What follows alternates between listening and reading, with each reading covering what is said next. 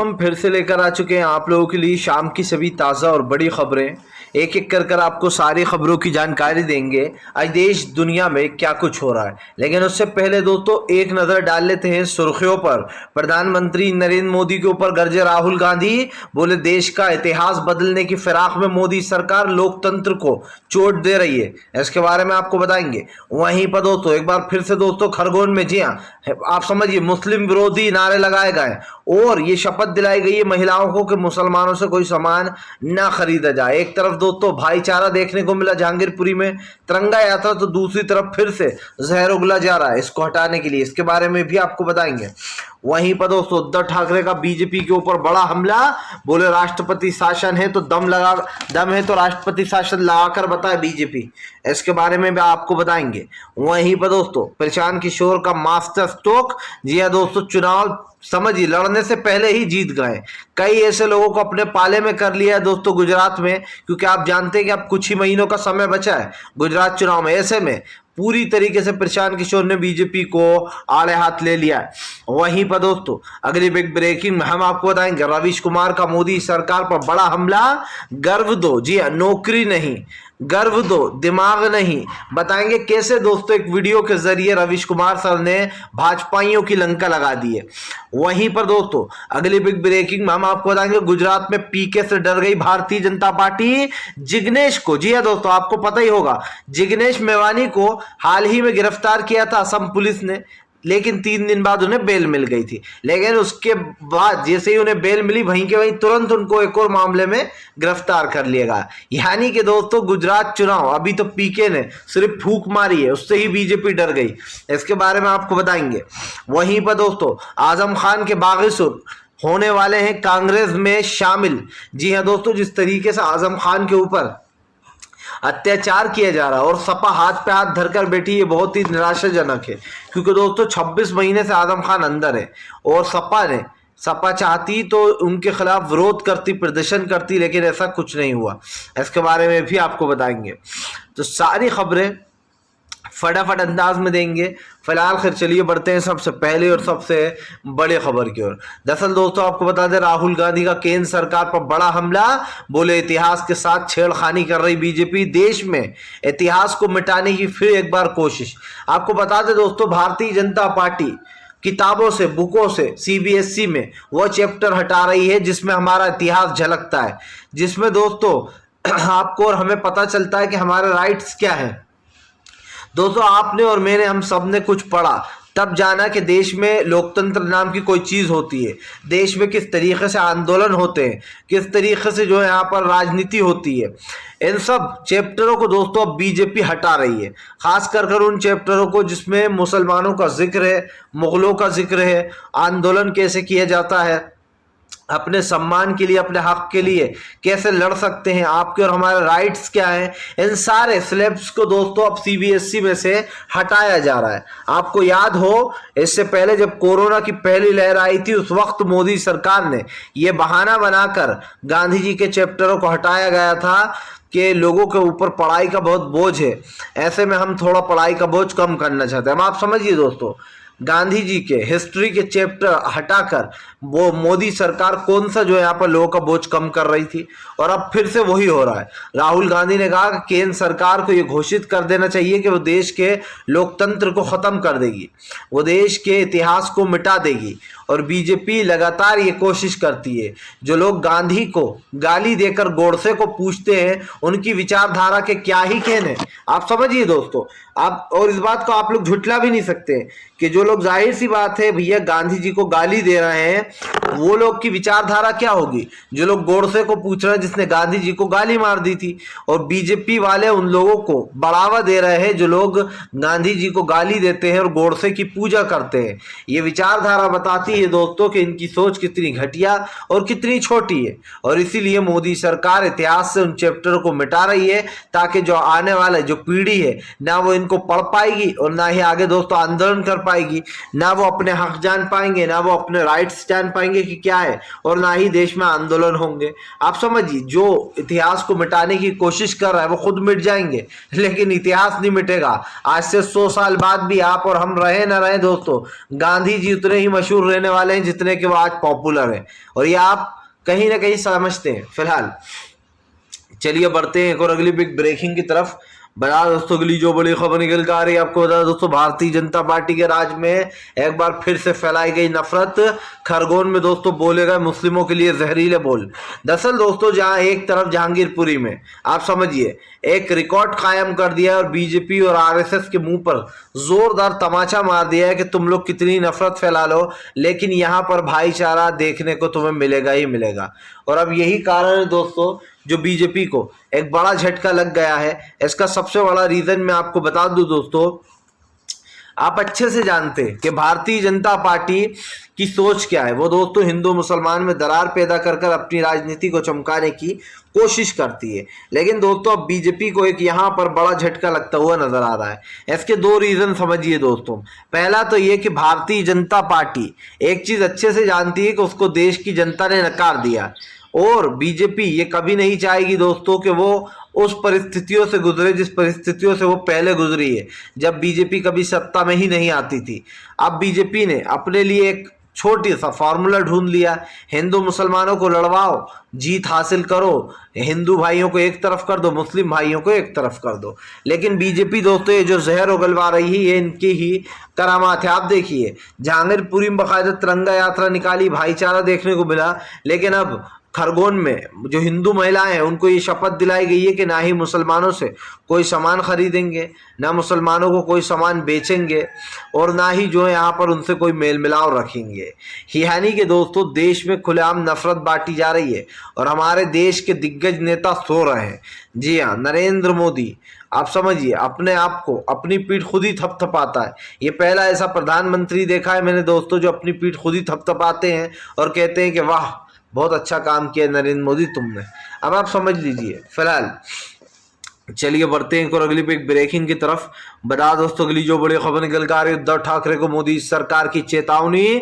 बोले अगर हमारे घर पर आकर हनुमान चालीसा पढ़ोगे तो हम तुम्हें वेलकम करेंगे, तुम्हें घर में आने देंगे, लेकिन अगर गुंडागर्दी करोगे, जगह जगह हनुमान चालीसा पढ़ोगे और मस्जिदों के सामने जाकर तांडव करोगे तो बर्दाश्त नहीं करेंगे। दरअसल दोस्तों एक बार फिर से उद्धव ठाकरे और बीजेपी में दो दो हाथ की हो गई है। आपको बताता चलूं दोस्तों, भारतीय जनता पार्टी महाराष्ट्र की जनता को लूटने की कोशिश कर रही है, लेकिन बीजेपी ये नहीं जानती दोस्तों कि महाराष्ट्र भी दिल्ली की राह पर ही है। महाराष्ट्र में बीजेपी को वोट तो मिलने से रहे, बल्कि बीजेपी को खदेड़ दिया जाएगा, क्योंकि महाराष्ट्र में दोस्तों आप समझते हैं कि ज्यादातर लोग समझदार और पढ़े लिखे हैं।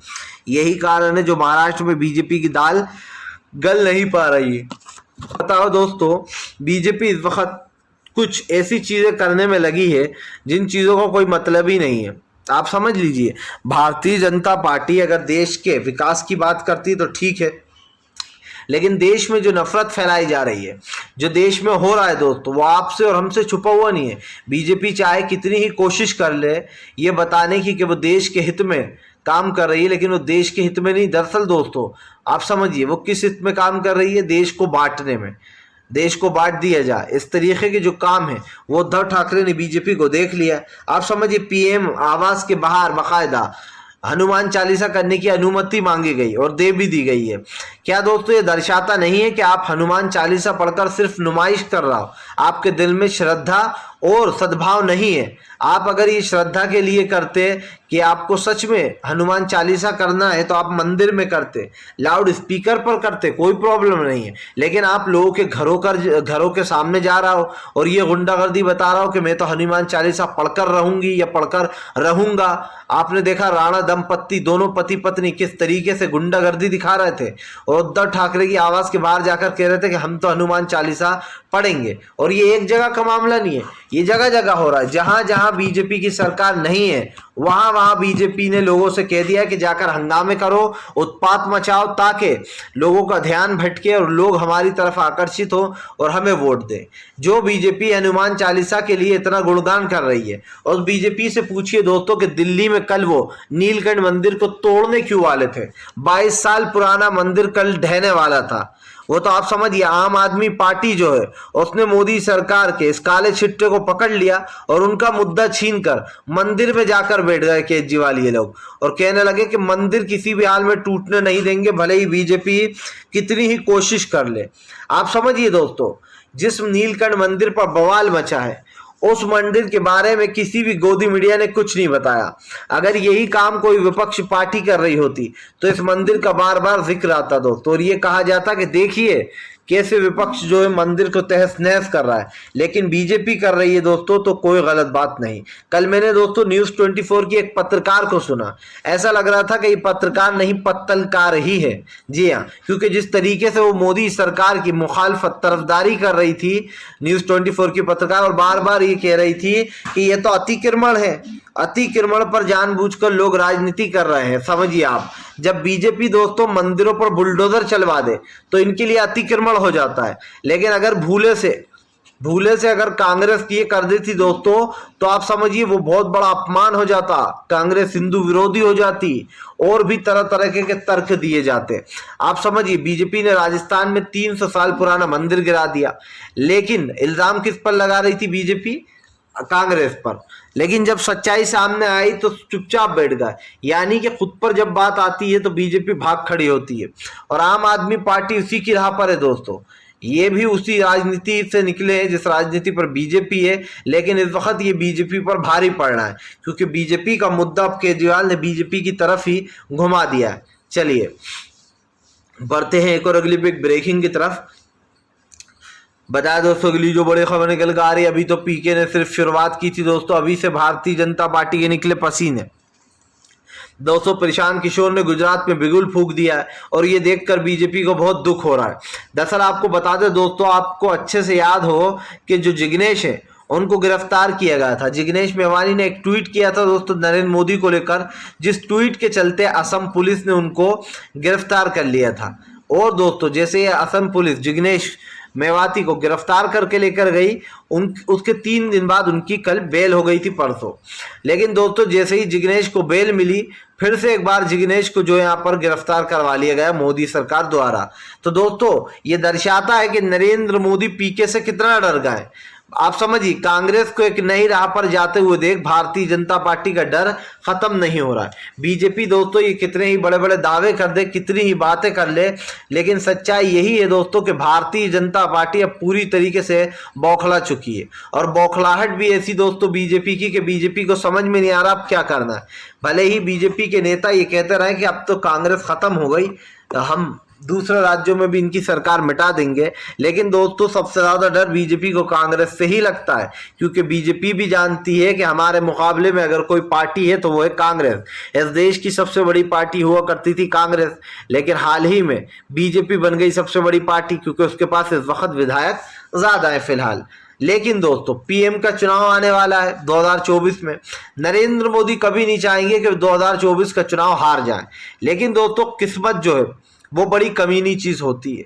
नरेंद्र मोदी चाहे ना चाहे, अगर उनकी किस्मत में हारना लिखा है तो उनको कोई हारने से बचा नहीं पाएगा, चुनाव आयोग भी नहीं बचा पाएगा, और ऐसा होकर रहेगा। आप समझिए देश के जो हालात बने हुए हैं वो तो दिख ही रहे हैं, लेकिन पीके ने अब जो गुजरात से शुरुआत की है, ये शुरुआत दोस्तों 2000 के अंत तक 2024 के अंत तक जाएगी। जिग्नेश मेवाती को 2 बार गिरफ्तार करना ये बताता है कि बीजेपी की पोल पट्टी खुल चुकी है। बीजेपी डर की दहशत के साए में जी रही है, क्योंकि वो अच्छे से जानती है बीजेपी कि हमारी सत्ता जो है वो हमेशा के लिए नहीं है, कभी भी हमसे कांग्रेस वापस से सत्ता हासिल कर लेगी, और ये सब कुछ कांग्रेस ही कर सकती है, क्योंकि दोस्तों वही इस देश की सबसे बड़ी पार्टी भी है और बीजेपी को टक्कर भी दे सकती है। तो इन बातों को आप समझ सकते हैं दोस्तों कि प्रशांत किशोर की रणनीति और कुछ महीनों बाद गुजरात में चुनाव, ये इस बात का संकेत है, ये इस बात का सबूत है कि बीजेपी के पास अब कोई विकल्प नहीं रह गया है। अब बीजेपी दोस्तों पूरी तरीके से एक्सपोज हो चुकी है। चलिए बढ़ते हैं एक और अगली बिग ब्रेकिंग की तरफ। बता दोस्तों अगली जो बड़ी खबर निकल कर आ रही है, आजम खान के दोस्तों बिगड़े सुर। जी हाँ, तो क्या सपा से हो गए हैं आजम खान अलग? दरअसल दोस्तों आजम खान को लेकर अब जमकर सियासत गर्म हो गई है, जहां एक तरफ दोस्तों कई पार्टी के नेता उनसे मिलने पहुंच रहे हैं, लेकिन सबसे ज्यादा चौंकाने वाली बात ये थी दोस्तों कि आचार्य प्रमोद जो है कांग्रेस के, वो बीजेपी है, वो जो है आजम खान से जेल में मिलने पहुंचे। ये बात इसलिए भी मायने रखती है दोस्तों क्योंकि आजम खान से एक दिन पहले जो सपा नेता रविदास थे वो मिलने पहुंचे थे, लेकिन आजम खान ने ये कहकर उन्हें बाहर से ही टाल दिया कि हम जो है बीमार हैं और हमारी तबीयत खराब है, अभी हम नहीं मिलना चाहते किसी से भी। दोस्तों आपको बता दें, जब आचार्य प्रमोद आजम खान से मिलने गए तो ये बाजार यानी कि सियासत के बाजार में ये कयास लगने लगे कि अब आजम खान कांग्रेस का दामन थामेंगे और कांग्रेस के साथ आएंगे। दोस्तों आजम खान की एक बेहतरीन बात यह रही कि उन्होंने आज तक जितने भी चुनाव लड़े वो जीते ही जीते, कभी हारे नहीं। लेकिन यहाँ पर दोस्तों दो सवाल खड़े भी होते हैं, और ये दो सवाल इसलिए भी खड़े होते हैं दोस्तों क्योंकि ये कहीं ना कहीं सवाल ये निशान छोड़कर जा रहा है बीजेपी के ऊपर कि दोस्तों आज 26 महीने हो गए हैं बेचारे आजम खान को जेल में पड़े पड़े। आचार्य प्रमोद ने बताया कि आजम खान के पूरे शरीर पर जख्म ही जख्म हो रहे हैं। उनको एक छोटा सा टाट का बोरा दिया गया है जिसमें वो सोते हैं। दोस्तों ये बहुत ही शर्म की बात है, बहुत ही दुख की बात है कि आज हमारे देश के एक नेता को, समझिए ईमानदार नेता जिसने कभी 10 से 11 बार जीते दोस्तों जो कि चुनाव, उनको अब तक जेल में पटक रखा। और ये सब जानते हैं दोस्तों कि ये सब कुछ योगी के कहने पर हो रहा है। जी आप समझिए दोस्तों, एक दिन योगी जी जेल चले गए थे तो उनकी आंखों से आंसू बहने लगे थे। मुलायम सिंह यादव ने जब उन्हें जेल भेजा था तो 2-3 दिन में योगी के टाके ढीले हो गए थे और संसद में योगी रो दिए थे। लेकिन दोस्तों आप समझिए बेचारे आजम खान को 26 महीने से जेल में बंद कर रखा है। उनका क्या हाल होगा? क्या योगी आदित्यनाथ ये सोच सकते हैं? नहीं सोच सकते। कहते हैं दोस्तों एक सन्यासी की जो भावना होती है बहुत अच्छी होती है, और जो मन होता है, जो हृदय होता है, वो बहुत ही सॉफ्ट होता है। लेकिन योगी को देखकर आपको ऐसा लगता है दोस्तों, योगी को देखकर आपको सिर्फ एक ही चीज लगेगी कि योगी आदित्यनाथ बहुत ही कठोर दिल के इंसान है। और ये हम नहीं कह रहे हैं, ये खुद आचार्य प्रमोद कह रहे हैं। फिलहाल चलिए बढ़ते हैं और अगली एक ब्रेकिंग की तरफ। बता दोस्तों अगली जो बड़ी खबर निकल कर आ रही, भारतीय जनता पार्टी की राजनीति नहीं बल्कि हिंदू मुसलमान है। जी हाँ, असदुद्दीन ओवैसी का बीजेपी के ऊपर बड़ा हमला। दरअसल दोस्तों ओवैसी ने बीजेपी के ऊपर हमला बोलते हुए कहा कि बीजेपी वहां अतिक्रमण कर रही है जहां जहां मुसलमानों के घर बने हुए हैं। आपको बताते चले असदुद्दीन ओवैसी ने साफ कहा कि इस बात से कोई परहेज नहीं होना चाहिए कि बीजेपी मुसलमानों से बदला ले रही है। भारतीय जनता पार्टी उन लोगों से बदला ले रही है जो इनको वोट ही नहीं देते। अखिलेश यादव ने कहा, सॉरी यहाँ पर सीधे सीधे जो यहाँ पर बोला आपको बता दे हमला, ओवैसी ने कहा कि बीजेपी के पास कोई तर्क वितर्क नहीं होते, इसीलिए इनकी राजनीति सिर्फ इर्द गिर्द ही घूमती है। आप समझिए दोस्तों हमारे देश में क्या हिंदू मुसलमान की कोई ज़रूरत है दोस्तों? और जितने भी बड़े बड़े देश हैं आप वहाँ पर दोस्तों इस तरीके की चीज़ें नहीं देखोगे। आप समझिए अभी सोनू निगम क्या कह रहा था सऊदी से कि सऊदी एक बहुत ही अच्छा देश है, ऐसा देश जहाँ पर ना ही हिंदू मुसलमान होता है, ना मुसलमानों से उन्हें परेशानी, ना हिंदुओं से उन्हें परेशानी। जबकि दोस्तों आप समझिए वो एक मुस्लिम कंट्री है और उसके बावजूद भी सऊदी में लोगों को बड़ा अच्छा लगता है क्योंकि वहाँ की सेफ्टी बहुत ज़्यादा। आप समझिए सोनू निगम जो कि सऊदी रहने लगे क्योंकि उनको भारत का, जाहिर सी बात है दोस्तों, जो चल रहा है हिंदू मुसलमान उनके बच्चों पर जो असर पड़ रहा है वो बेकार लग रहा था। सोनू निगम सऊदी चलेगा। सोनू निगम से पहले दोस्तों आपको पता हो विवेक ओबराय, उसने भी अपने परिवार को छोड़ दिया। विवेक ओबराय है तो मोदी का भक्त, लेकिन ये कहता है कि भाई सऊदी बहुत ही अच्छी जगह है और बहुत सेफ जगह भी है, मैं तो यहाँ रहूंगा अपने परिवार के। यानी कि आप देश को तो मोदी सरकार जो कर रही है वो सिखाना चाह रहा है और अपने बच्चों को वहां लेगा। फिलहाल वीडियो अच्छा लगे तो लाइक जरूर कीजिए।